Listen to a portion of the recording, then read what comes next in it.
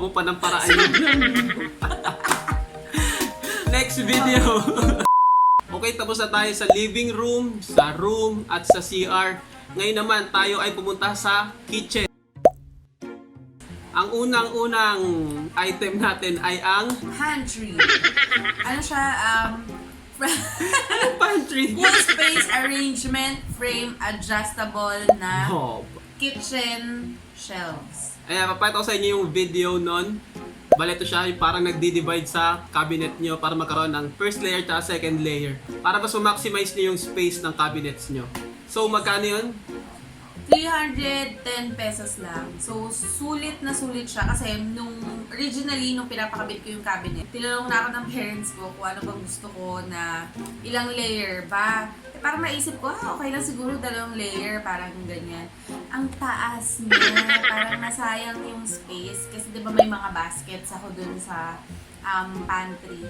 So, sobrang useful siya kasi ngayon, maximize na yung vertical space nung cabinet and na-layer ko na parang ano yung mga dito, mga chips lang, ito mga bread, cookies, sa last is yung mga canisters.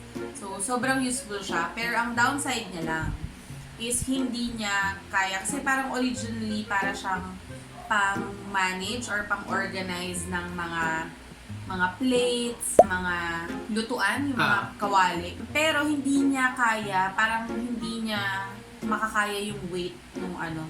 And one thing, pwede niyo siyang hilahin Para humaba. para humaba. Pero yun nga, hindi niya kaya ng mabigat. Kaya parang mas okay na kung gagamitin niyo lang siya sa mga cabinet, yung mga lightweight lang na mga grocery niyo, ganun. Kaya maglagay ng mga noodles. Oo, lalagyan ng mga noodles. Pero yung mga canned goods, sa ilalim yung ilagay. Para kahit pa paano, hindi siya mabigatan. Ang galing ka, di ba? Okay. 君の虜になって Yari ka na naman dyan kay Jeff. Okay, next video. Next item naman tayo. So, ang next naman natin ay hindi niya binili, pero pinaregalo niya ng Christmas party nila at galing din siya sa Shopee. Nung Christmas, parang wala akong maisip na para sa wishlist ko. And parang since nag-iipon naman ako ng mga gamit para din sa ilalagay dito sa bahay. Tapos naisip ko na lang na parang organizer nung mga condiments and space saver kasi siya. So number 1, yung rolling na condiments na organizer. Pwede nyo siya ilagay sa gilid ng ref. And medyo kaya niya mag-hold ng weight. So yung puso nyo, yung mga sardinas nyo, doon nyo ilagay, ganyan. Or yung Mga mantika, suka, tuyo. Suyo. Kung gusto nyo siya ilagay doon, okay siya kasi pwede nyo rin siya hilahilahin. And meron din siyang 4 na layer. So yung next is yung lalagyan ng mga utensils, tsaka spices din. And spices. So, sa lababo. okay siya kasi pwede mo lagay yung mga, pwede mo itusok yung mga kutsilyo, ganyan. Tapos may kasama siya na parang sabitan, yung color white. Pwede mo sabit yung mga Sandok. yung magagaan mo ng mga sandok, yung mga madalas mo na gamitin. Ang downside sa kanya ay yung hinihila yung spice rack. Hindi ko siya gusto na Gusto mo yun? Hindi ko nga alam kung ba't yan yung pinamili ko. Kasi nga, hinihila yung spice rack. Parang, na-expose naman yung mga asin pwede. Pero yung mga magic sarap, di ba? Parang, Magic sarap, naka lusaw. naman yun, naka-pouch naman yun. Save the Mother Earth. Hindi nga maganda yung madaming plastic. So, isasalin mo siya doon. Hindi ko nga, ewan ko ba? Ewan ko dapat saka ma-advise ko kapag gusto nyo ng mga ganyang space-saving na items is kumuha kayo ng, lalo na kapag meron kayong vertical na space, kumuha na lang kayo ng mga patayo na lalagyan para ma-maximize nyo yung area. Since yun, parang gusto ko. Ewan ko ba? So, alam niyo na, bibili ulit yan sa Shopee. Hindi ako nabibili kasi guys, sobrang mahal niya. Parang nasa 400 something siya. So, i-maximize ko na lang muna siguro, tapos pag-iisipan ko kung Bibili ba? kung magagamit ko siya sa ibang Pero baka palitan ko siya. So, hindi siya sulit na sulit. Nasa sulang din Kung siya. hindi naman kayo maarte at gusto nyo na nakalabas yung mga panggamit nyo na mga pepper, mga ganyan, Mga spices. mga spices, pwede nyo naman siyang gamitin. Okay naman din siya. Multifunctional naman talaga siya. Good for ano, pero ako parang Hindi, para sa atin nga, sulit ba o hindi? okay. So, sa'yo, para hindi siya for me, sulit talaga? Dahil bigay lang naman siya, so sulit na sulit. Sulit pa. Bigay lang. Salamat mo nito. Okay, next nating Shout out. item. Sino ba yun? Eh, Kuya RJ, sa pagpili nito. Shoutout kay Kuya RJ. Sulit na sulit daw yan. Sulit yun, huwag kang magtampo. Okay, next item natin ay ang ref magnet organizer. Ito yung mga nilagyan ng mga tissue, Yes. as nilagyan din ng mga bills. Kasi yung nabili naming ref, walang lagayan ng ano. Ang tawag doon sa punasan ng kamay? Basahan? Walang lalagyan ng Walang punasan sabi- ng kamay. Yun. Eh, parang hindi ko alam na noon, parang ano pala Mahalaga siya. pala yun. Requirement. Parang nung nakabili kami ng ref, ang unang tanong ng nanay ko ay, Wow. so yun, ang unang tanong niya, may punasan ba yan ng kamay? Wala siya. Yung mga bagong design nun, wala ng handle. So yan, bumili na lang kami ng separate na Ref magnet ref organizer. magnet organizer. May mga kasama siya bukod sa so 5 siya eh. Isang ba? lalagyan ng bill, isang pang-ipit ng tawag Tatlo dyan, lang yung tissue. na-videohan ko dyan actually. Yung pangatlo, yung isa, yung parang shelf siya. Ay, 4 lang. Ay, hindi 5 nga. Yung pang-4 is lalagyan ng may kitchen towel. Yun.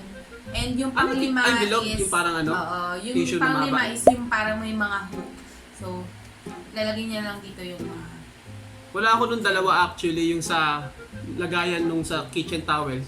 Hindi ko nakita, asan ba yun? Oo, 5-in-1 siya. Tinabi ko na siya kasi yung Okay na siya sa tissue holder lang. very okay siya. Parang nahuhold niya naman kahit na Hila-hilahin mo. You know I'm gonna get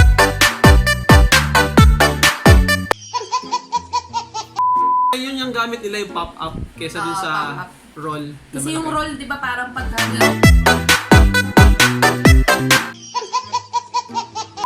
roll, di ba parang pagka ni-roll mo, tapos ito lang naman yung parte na gagamitin mo. Mas Eh, maksaya.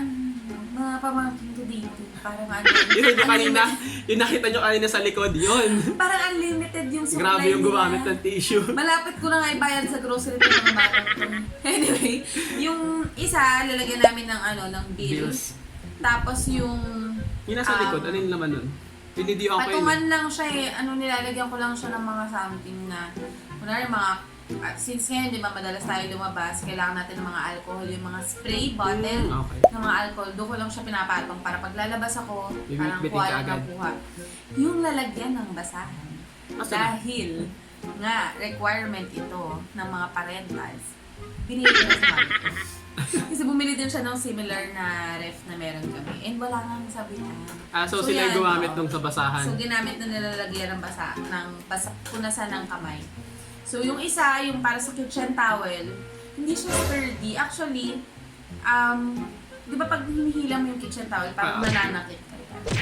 Bigla ako Nakagaw ganun. ka ng jowa ng iba, ganun. So yan. So hindi siya sturdy, parang lagi siya nalalaglag. So parang tinanggal ko na lang siya, tinago ko na siya kasi hindi ko na alam kung saan napunta, lumipad yung ref na. Ref Yung magnet? magnet na kasama niya. Kasi natatanggal siya eh. Pero yun, papakita ko sa inyo kung paano siya hinuhold. 1 hour later! 1 hour later! Yan. Ayan. So ganito siya. So ito yung sinasabi ko Yung lagayan kanina ng mga na alcohol. patungan ng mga alcohol, ganyan. So pwede nyo siya ipatong dyan kung madalas nyo na lang siya ginagamit. Gamitin. Pero parang ganito yung magnet niya. So parang nalalak siya dito. Ayan, nalalak siya. Pwede mo siya ibaba kung gusto mo siya i-adjust. So ito yung pinaka-magnet niya. So kapag pinadala siya sa inyo, naka-separate siya. So yung magnet, pwede mo rin siya i-remove. So parang may ganyan siya. So didikit mo lang dyan yung magnet. Didikit mo lang siyang ganyan. Tapos yan. Kakabit mo na siya. Sulit naman yan. Sulit naman siya for me kasi ginagamit ko naman doon sa tissue. Tsaka Pero yun magkano lang ba yan? Ito 359. Pero 5 naman na siya. 5 in 1 siya. Bali 359, 5 items. Yung hindi masyadong sulit doon yung sabitan ng tissue. Yes. Yan, kasi hindi siya masyado Hindi matibay. sabitan na, oo. Tissue nga. Tissue Kitchen roll. towel. Kitchen towel. Basta yung roll na malaki. Yes. Yun, hindi siya sulit doon. Pero sa iba, sulit na sulit siya. Ito talagang gamit na gamit. Okay, next item. Nag-aaway pang nagnanay dito sa guest namin. Yung mga audience natin sa Wawawin. Salamat, Choppy! Ayan, bali meron tayong dalawang cable organizers. Papakita ko na lang. Ito yung isa, Yung parang plastic plastic na adhesive. pang saksakan talaga siya na organize. Ang downside lang niya, kapag yung wall nyo ay painted, machichip niya yung machichip niya yung yung pintura ng wall nyo. So I suggest na idikit nyo lang siya sa mga tiles. Sa mga tiles, guys. At nag-change outfit na po kami, ano? Ayan, game. Tapusin na natin to. So yun. Next ay Alam mo ba pang-cover ng yun? mga cables. Yung mga yung pang-cover ng cables kasi ewan ko ba, ba't kami binili yun? Dapat talaga, originally, para ma-handle or parang hawakan niya yung mga Oo. madaming cords para hindi cluttered tignan. Pero, hindi daw siya pwede. Hindi siya effective sa pinaka-plano niya. Kasi balak niya sana yung mga cords na mga charger. Kasi lalagay niya yun, ipapaikot niya doon para hindi maghiwa-hiwalay ba? Diba? Hindi kalat-kalat. Yung partner, isang pamilya Pero siya mas dun. okay siyang gamitin kung meron ka ng cable tie, parang cable tie na velcro, mas okay yun. Pero hindi niya binili yun. Yun yung binili niya. Ay, bumili ako ng velcro. Bumili ka ba nun? Oo, pero hindi ko na yung sasabihin sa'yo. Ngayon mo lang nalaman. Hindi, joke lang. Parang ganito yung velcro na bili ko. Sa Shopee ko lang din siya nabili. Ako. Pero parang ganito yung isa ko na nabili. Velcro siya. Tapos parang pwede mo nang ipang-organize dito yung cable mo. Parang, yan. Diba? Sobrang siya, useful siya. Bakit siya naiiyak? Ayaw niya na! Ayaw niya ng video! So ngayon, magkano yung mga cable organizer mo na yun? So, for 8 pieces, parang nasa 49 pesos. 49 pesos lang siya for 8 pieces. So, sobrang sulit na siya kasi marami na siyang pwedeng paggamitan, marami na siyang pwedeng So, hindi lang siya nag-work for textured na mga tiles. So, hindi siya maganda yung pagkakadikit niya doon kasi yung sister ko sa CR nila, lagi daw nalalaglag. So, hindi effective sa kanya. Pero dito, Sa mga tiles, okay Sa na mga siya tiles, gamitin. okay naman Kasi siya. talagang didikit yung adhesive niya. oo, so okay naman siya. Sulit buy siya. Tapos yung isa naman, yung pantago niya ng mga cord. Imbis na gamitin namin sa mga cord ng cellphone, ginamit namin para itago yung sa cord ng saksakan ng mga appliances. Kasi siya white. So, ang team namin ay white sa bahay. Kaya parang nag-blend yung mga kable ng mga appliances. Diba? Kaya kahit pa paano, sulit pa rin siya. Kahit di siya nagamit sa actual na purpose niya. So, ang next item namin ay ang kawali or non-stick pan niya galing din sa Shopee. So, yan na. Yan ang paborito niyang gamitin ngayon pag nagluluto kasi feeling niya siguro chef na siya. Pero try nyo na ba yun na pag nagprito kayo, ang saya-saya magprito sa non-stick pan kasi feeling nyo chef talaga kayo dahil hindi siya Walang dikit. dumidikit. Hindi siya dumidikit, guys. Sobrang best friend ko siya ngayon since palagi ako nagpiprito ng itlog. So, nakuha ko siya sa flash sale. Ang presyo niya talaga is 1,000 pesos para doon sa pan. Pero nakuha ko siya for 439 pesos. Kompleto pa. Talagang, anong tipid mo rin ah. Kasi siya, Lampas Shopee 50%. Mall. Oo, sa Shopee Mall ko siya nabili. Tapos, Lock and Lock yung brand niya. So ngayon, dito na natin tatapusin. Yun na ba? Last na nga ba yun? Last na yun. Marami pa dito pero hindi alam, guys. Yung mga pinamili natin. So ayan, kung nagustuhan niyo yung video natin ngayon, ay mag-subscribe na kayo sa ating channel. At sana nakatulong to dyan sa mga nagbabalak na bumili ng mga gamit para sa kanilang bahay. Huwag niyo kalimutang mag-like, comment, share, at subscribe sa ating channel para maging updated kayo sa ating mga future videos. I-comment nyo rin kung gusto nyo pa siyang makita sa ating next vlog. Walang bayad eh. Tinatawag na tayo ng pamag. Halika dito, dali! Magbabay ka na! Dali! Bye-bye! Halika dito, dali! Halika na, kasama si Ninong. Bye! Bye, guys! Bye-bye! Bye-bye! Like and subscribe! Bye-bye! Alright. Bye guys! Bye guys! Sikat.